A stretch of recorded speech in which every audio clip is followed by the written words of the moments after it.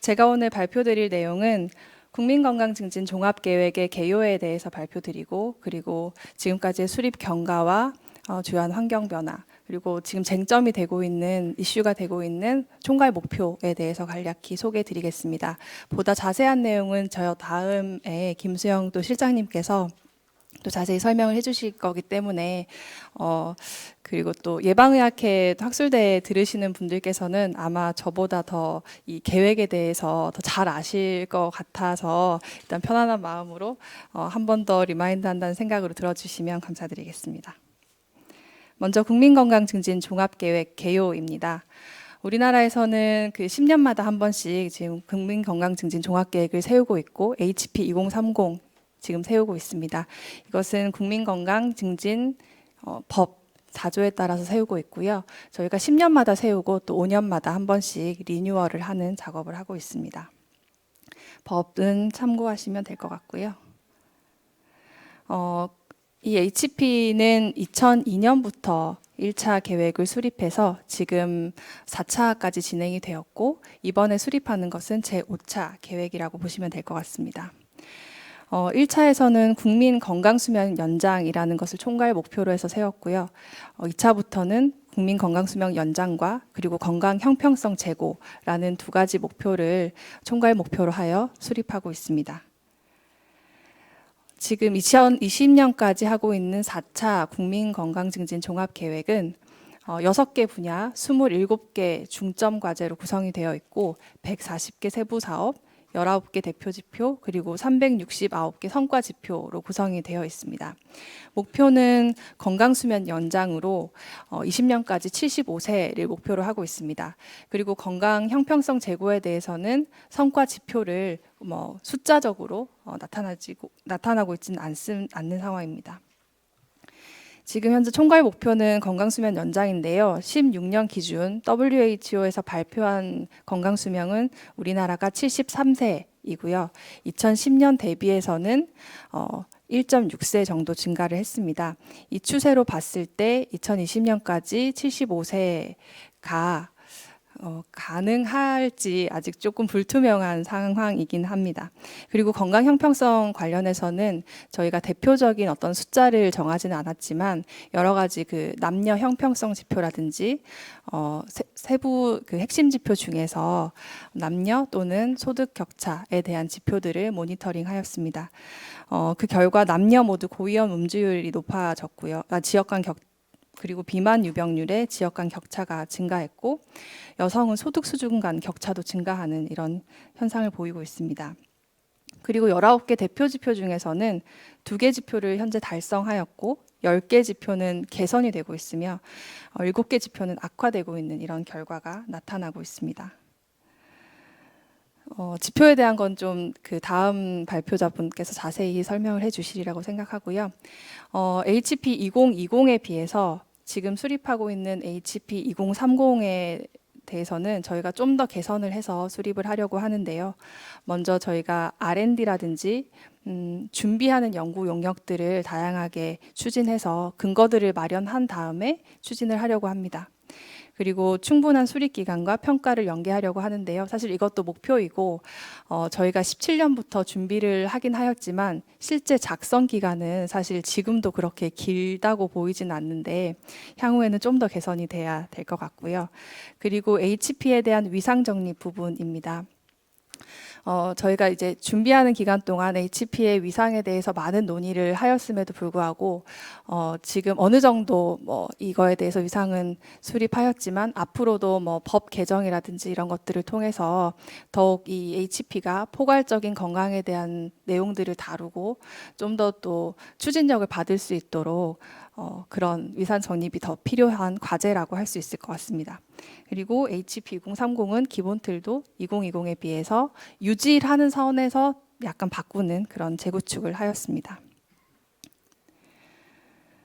네. HP 2030을 지금 작성하는 과정에서 우선 환경 변화, 지금 현재 환경 변화를 좀 살펴보면요. 우리나라 기대 수명과 건강 수명이 가장 대표적일 것 같습니다. 지금 우리나라 건강 수명은 세계 10년에는 19위권이었는데 16년에는 9위로 상승을 하기는 했습니다. 16년 기준 73세인데 기대 수명에 비해서는 이게 아직도 한 9살 정도 격차가 나는 상황이어서 우리 국민은 뭐 9년 동안 정도는 아프면서 그렇게 오래 사는 그런 구조라고 되어 있다고 보시면 될 것 같습니다. 그리고 모든 이제 정부 보고서에 나오는 급속한 고령화와 만성 질환으로 인한 국민의 행복, 삶의 질이 떨어지고 있고 의료비 또한 급격하게 증가하고 있는 상황이라는 것과 그리고 개인의 건강 행태, 흡연, 음주, 여성의 흡연율이라든지 여성의 월간 음주 포급률이라든지 이런 것들이 점점 악화되어 가고 있는 상황이고 특히나 올해는 코로나 블루 이런 것들도 있었지만 마음 건강 쪽에서도 점점 더 문제가 좀 심각해지고 중요해지는 그런 상황이라고 할 수 있습니다. 그리고 그 국민의 건강에 대한 욕구는 높아지고 또 수요도 높아지고 있는 상황입니다. 국민들이 느끼는 그 자신의 건강 수준에 대해서는 취약하다고 느끼는 국민이 우리나라에서는 되게 많은데요. 이런 분들이 욕구는 많아지고 있고 수요도 증가하고 있는 상황이고 또 공급 측면에서는 4차 산업혁명 기술이라고 할 수 있는 AI라든지 IoT 이런 기술들을 통해서 그리고 그 빅데이터 이런 것들을 통해서 꼭 전문가가 아니더라도 개인 맞춤형 서비스를 제공할 수 있는 기반들이 마련되고 있다. 그런 상황이라고 보시면 될 것 같습니다. 그리고 여기에는 아직 쓰여지진 않았지만 건강의 그 사회적 결정 요인이라고 할 수 있는 저성장과 소득 양극화 이런 것들도 저희 하나의 환경이 될 것이고 기후 변화 측면도 고려를 하도록 하겠습니다. 국제적 흐름으로서는 저희가 헬스 인 올 폴리시라고 예전부터 많이 국제적으로는 강조가 되지만 우리나라에서는 이 종합계획을 통해서 발현되고 아직 구체적인 모양은 없습니다만 저희 이번 계획을 통해서도 이것들을 좀 강조하려고 합니다. 모든 정책의 건강을 고려하고 반영하는 그런 사항들을 이번 정책에 반영을 하고 특히나 이번에 그 종합계획의 기본 원칙을 수립할 때 헬스 인 올 폴리시의 개념을 많이 넣어서 기본 원칙을 설정하였습니다. 그리고 유엔의 SDG에서는 모든 사람의 평생 건강한 삶과 웰빙을 증진한다라는 모토가 있는데 이런 것도 저희 그 건강 증진 종합 계획의 비전으로 삼아서 추진을 하려고 하고 있습니다. 그래서 전 세계적인 추세와 우리나라 종합계획의 연관성을 쭉 보시면 유엔과 WHO에서 강조하고 있는 비전들이 우리의 그 종합계획에서도 동일하게 비전과 기본 원칙으로 들어와서 반영되어서 수립이 될 것이고 이 종합계획은 구체적인 비만이나 영양 기본계획 이런 것들과 연계되어서 수립이 될 것이고요. 그리고 지방정부에서는 HP와 연계하여 지역보건의료계획을 수립하고 이 지역보건의료계획 하에서 통합건강증진 사업이라든지 다양한 건강증진 사업들을 추진하는 그런 논리적인 흐름을 갖추고 있다고 생각하시면 될 것 같습니다. HP 2030의 추진 체계는 이렇게 그 모양 보시는 대로 보시면 될 것 같고요. 저희가 국민건강증진법상 국민건강증진정책심의위원회 보건복지부 차관을 위원장으로 하는 심의위원회 심의를 거쳐서 발표를 하게 되어 있고요. 수립위원회가 구성되어 있어서 여기에서 기본 틀을 정하고 총괄 목표와 핵심 지표들을 정하는 역할을 할 것입니다. 그리고 분과위원회는 6개가 있고 총 90여 명 정도의 전문가와 공무원으로 구성되어 있고요. 이분들이 직접 HP 초안을 작성해 주고 계십니다. 그리고 사무국은 건강증진개발원에서 맡고 있습니다.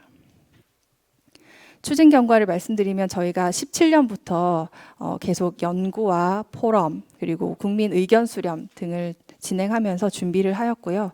그리고 20년 4월부터는 이제 기본 틀을 확정하고 실제로 작성하는 매뉴얼을 만들고 초안을 작성하고 있습니다. 그리고 이 과정에서 공모전이라든지 홈페이지를 통한 의견 수렴 이런 것들을 통해서 국민 의견도 수렴을 하고 있습니다.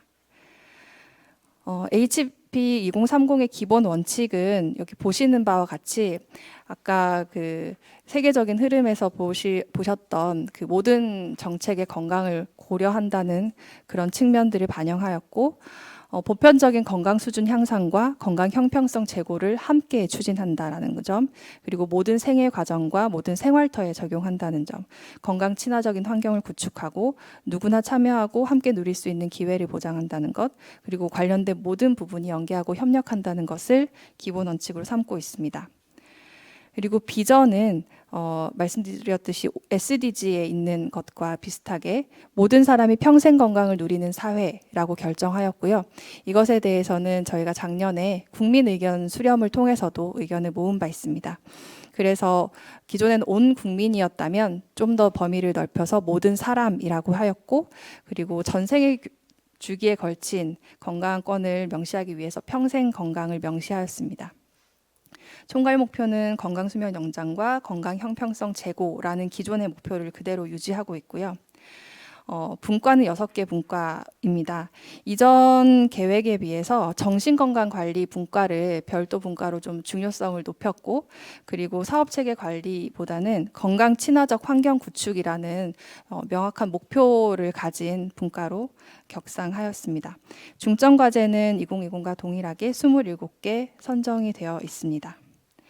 전체적인 틀을 보시면 이 그림과 같이 비전 총괄 목표 기본 원칙, 그리고 6개 분과와 27개 세부 중점 과제 이렇게 구성되어 있는 것을 보실 수 있습니다. 저희가 이제 그 총괄 목표에 대한 목표치를 정하는 과제가 또 남아 있습니다. 그 작성하는 것과 함께 그 기존의 총괄 목표를 보시면 계속 건강 수명 연장은 처음부터 저희 목표였고, 2002년 당시 2010년의 건강 목표를 75세 5.1세로 잡았었는데 중간에 그 달성이 너무 어려울 것 같아서 한번 수정을 했었던 것 같아요. 그래서 2010년 72세를 목표로 한번 수정이 되었고, 그리고 3, 4차 계획을 수립할 때 2020년의 목표를 75세로 이렇게 수립하였었던 적이 있습니다. 그러면 지금 이 건강 수명에 대한 어떤 저희가 지표를 사용해서 건강 수명의 목표치를 측정할 것인가, 이런 고민이 계속 있었었는데요. 저희가 4차 기본 계획을 수립할 때 이런 고민을 해서 앞으로 이제 연구를 통해서 우리나라만의 건강 수명을 좀 산출해 보자라는 계획이 수립되어 있었습니다. 그 이유는 그전에는 우리나라에서 이제 그 방법론적으로 확고하게 정해진 건강 수명에 대한 그 방법이 없었기 때문에 WHO에서 발표하는 건강 수명을 차용해서 사용을 하고 있었습니다. 근데 그 건강 수명은 WHO에서 1년마다 매년 발표하는 것이 아니라 2년 혹은 3년 이렇게 비주기적으로 생산을 하고 있고, 그리고 생산을 할 때마다 그 해의 수치가 바뀌는 것이 아니라 그 전에 발표했던 과거의 수치들도 모두 바뀌는 이런 현상들 때문에 저희가 이거를 그 정책의 성과 지표로 모니터링 하기에는 다소 어려운 점이 있었고요. 그리고 특히나 이것이 국가별로 국가의 총 건강 수명과 남자 여자의 건강 수명이 나타나기 때문에 국가 내에서 소득 수준별이라든지 지역 간 건강 수준의 격차 이런 것들을 전혀 알 수 없는 그런 상황이어서 저희가 정책적 모니터링 지표로 삼기에는 한계가 있다라는 점을 인식하고 4차 계획에서는 향후 건강 수명에 대한 새로운 우리나라만의 그 구축 방법을 개발하자라고 해서 개발을 하게 되었고요.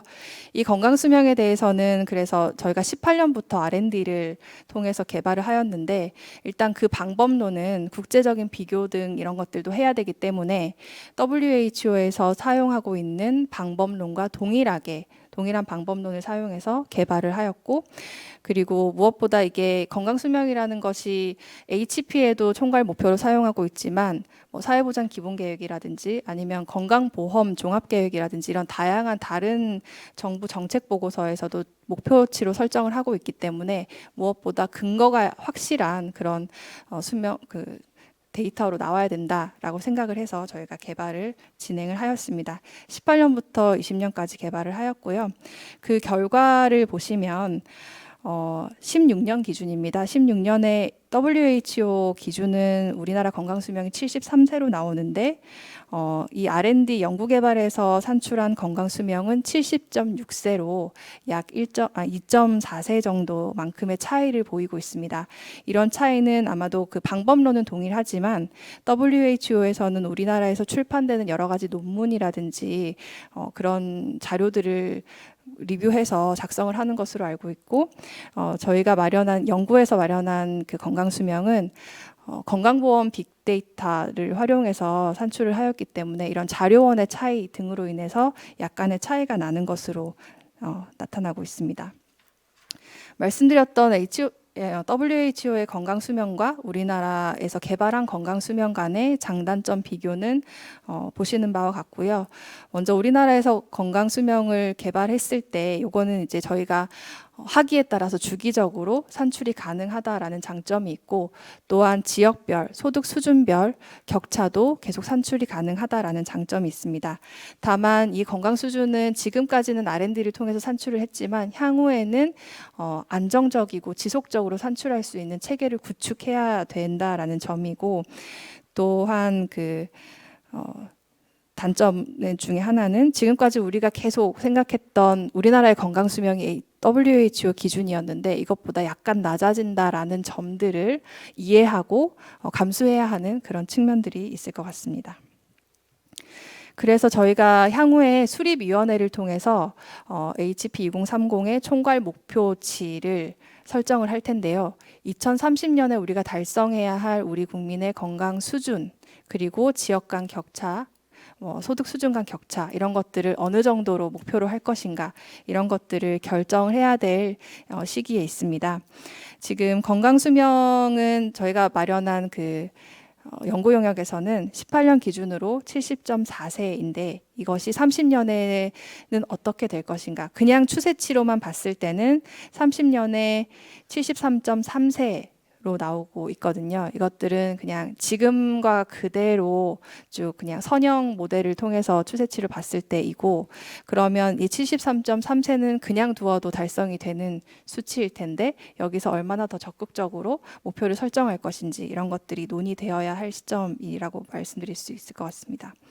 그리고 지금까지 HP 2020까지는 저희가 건강 형평성에 대해서 총괄 목표에는 있었지만 그거를 대표하는 수치로 목표를 잡지는 않았었는데 이것을 이제 대표하는 수치로 잡아서 건강 형평성에 대해서도 목표치를 설정을 하려고 합니다.